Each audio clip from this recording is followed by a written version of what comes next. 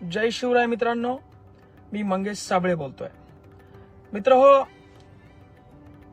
2 दिवसापासून काही मराठा समाजातीलच पक्षाच्या चाटुकर्त्यांचा फोन येतोय आणि मराठा समाजामध्ये तेढ निर्माण करण्याचं, मराठा समाजात फुटी निर्माण करण्याचा ते प्रयत्न करतायत. मी माझं स्पष्टीकरण स्पष्टपणे दिलेलं आहे की माझं आंदोलन आणि सन्माननीय मनोज जरांगे पाटील यांचं आंदोलन हे एकच आहे. कुंभी म्हणून प्रमाणपत्र, सरसकट प्रमाणपत्र देण्यात यावं, त्यासाठीच आम्ही लढतोय.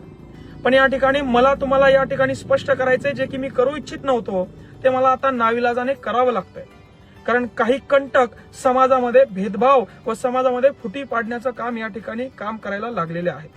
मित्र हो, एखादा मावळा जेव्हा लढाईवर जातो आणि तो पकडला जातो तर तो त्याच्या राजाचं नाव सांगत नाही. एखादा सैनिक जेव्हा लढाईला जातो तेव्हा तो पकडला जातो, तो देशाचं नाव सांगत नाही. त्याचप्रमाणे आमची गत झाली, आम्ही काचा फोडल्या, पकडल्या गेलो. म्हणून सन्माननीय जरांगे पाटील यांच्या आंदोलनाला, शांततेच्या उपोषणाला कुठलंही गालबोट लागू नये म्हणून आम्ही त्यांचं नाव घेणं टाळलं. एवढंच नाही तर मराठ्यांच्या देवाच्या विरोधात आम्हाला त्या 2 दिवसापुरतं बोलावं लागलं. हा एक गनिमी कावा होता आणि हे आज मला स्पष्ट करावं लागतंय नाविलाजानं. आणि म्हणून सन्माननीय मनोज जरांगे पाटील यांची मागणी आणि आपली मागणी एकच आहे, पहिली गोष्ट.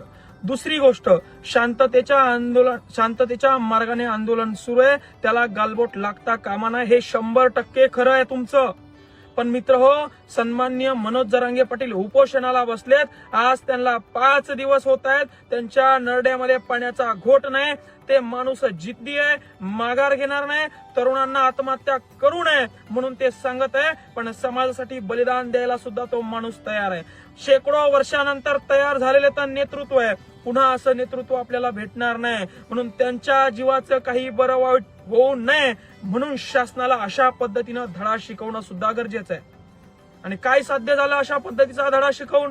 तुम्हाला सांगतो, सन्माननीय मुख्यमंत्री देवेंद्र फडणवीस यांनी झिटकारून लावलंय त्या सदावर्तेला. माझा आणि त्याचा काही संबंध नाही. 2च दिवसाचं आमची भेट झाली आहे हे ते आता सांगायला लागलेत. 6 महिन्यापूर्वी, वर्षापूर्वी त्यांनी सांगायला पाहिजे होतं, पण कालच्या या प्रकरणामुळे ते सांगायला लागलेत. सदावर्तेचा माझा काही संबंध नाही. काय फरक झालाय त्या गाड्या फोडल्यामुळं?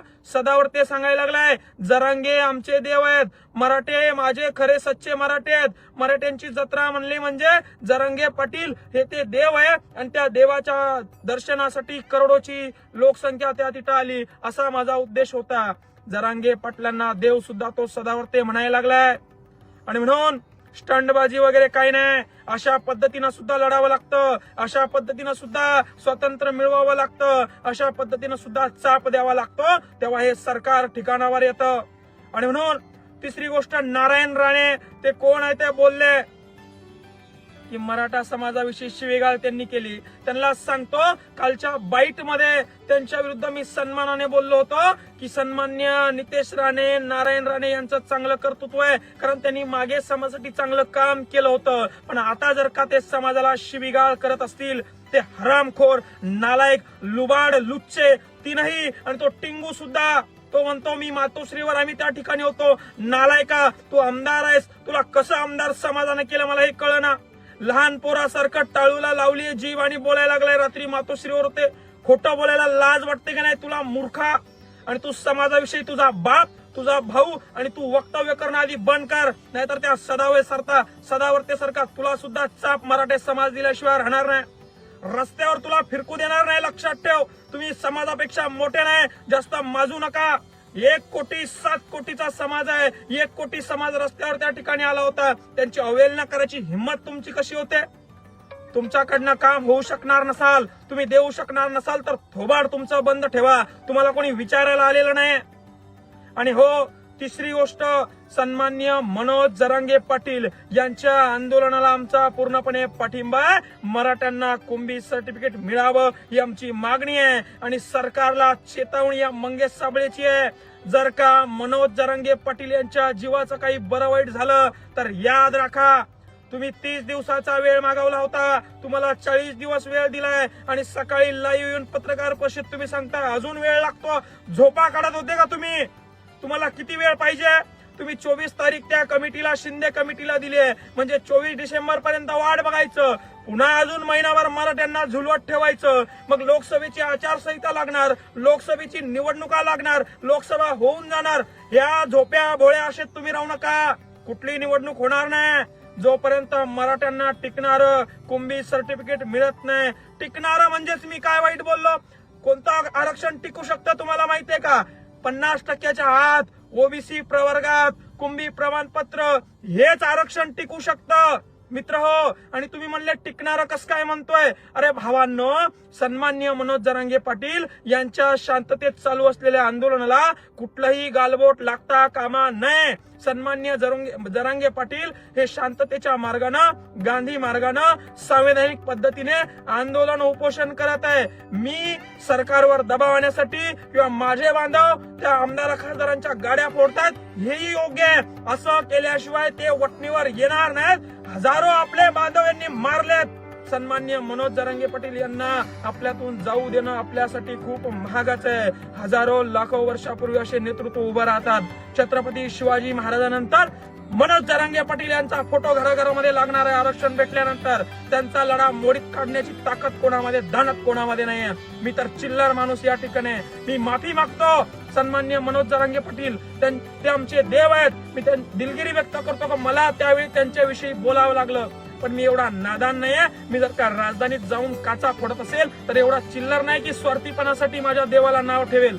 पण नाविलाजानं, मजबुरीनं पोलीस प्रशासन, सीबीआय, एसबीआय हे आंदोलन कसं मोडीत काढायचं याच्यावर लक्ष ठेवून होते. म्हणून मी त्यांना विरोधात बोलावं लागलं नव्हे तर मी बोललो. याचा कोणी गैरफायदा घेऊ नये. मराठ्यात फूट पडली आहे. मराठे 2 ठिकाणी झाले, जव्हाळगट, मवाळगट. असं काही होणार नाही. सन्माननीय मनोज जरांगे पाटील यांच्या मार्गदर्शनाखाली आंदोलन सुरू आहे. आणि पुन्हा चेतावणी आहे, जर का मनोज जरांगे पाटील यांच्या जीवाचं काही बरं वाईट झालं तर रस्त्यावर तुम्ही फिरकू नका, घराच्या बाहेर तुम्ही निघू नका. आणि हे सांगतो त्या सदावर्तेला आणि सगळ्यांना, तुम्हाला पेलणार नाही, झेपणार नाही. हेच आहे ते, पेलणार नाही, झेपणार नाही. बोलू नका समाजाच्या विरोधात. समाजाच्या भावना दुखावल्या. 4 आत्महत्या रोज करतायत समाजाचे तरुण. टाकीवरून कुदून आत्महत्या करतायत. नालायक हो, तुम्हाला कळना कसं झालंय? एक जीव या ठिकाणी मौल्यवान आहे. मनुष्य वधाचे गुन्हे या ठिकाणी तुमच्यावर दाखल करायला पाहिजे. आणि फडणवीसांनी काल जे स्टेटमेंट केलं इंटरव्ह्यू मध्ये, त्यांना माझी विनंती आहे, त्या सदावर्तेचं तुम्ही मानत नाही ना, त्या सदावर्तेला तुम्ही ओळखत नाही ना, तर तातडीनं त्याचा बंदोबस्त काढून घ्या. काही गरज नाही 20-20, 50-50 पोलीस अधिकारी त्याच्या घरासमोर उभे करून ठेवायची. तो टॉर्चर करतो, त्रास देतो त्यांना. आणि म्हणून देवेंद्र फडणवीस, सन्माननीय एकनाथ शिंदे यांना विनंती आहे, सोमवारी अधिवेशन बोलून तात्काळ मीटिंग मध्ये काहीतरी मार्ग काढून सन्माननीय मनोज जरांगे पाटील यांच्या जीवाला काही धोका होणार नाही. मराठ्यांना कुंभी म्हणून आरक्षण मिळेल. तातडीने निर्णय काढा, नाहीतर गावागावात फिरणं तुमचं बंद होईल. आता तर उपमुख्यमंत्र्यांचा ताफा अडवलाय, त्यांच्या सभा कॅन्सल केलाय. आणि हो, तो नितेश राणे, निलेश राणे यांनाही सांगतो की तुम्ही रस्त्यावर तुम्हाला फिरकू देणार नाही. तुम्ही शांततेत राहा, थोबाड तुमचं बंद ठेवा. आणि मराठा समाजामध्ये पक्षाचे चाटुकार ऍक्टिव्ह झालेले आहेत, जे की समाजामध्ये फूट पाडण्याचं काम करतायत. माझी भूमिका ही मला स्पष्ट करायची नव्हती.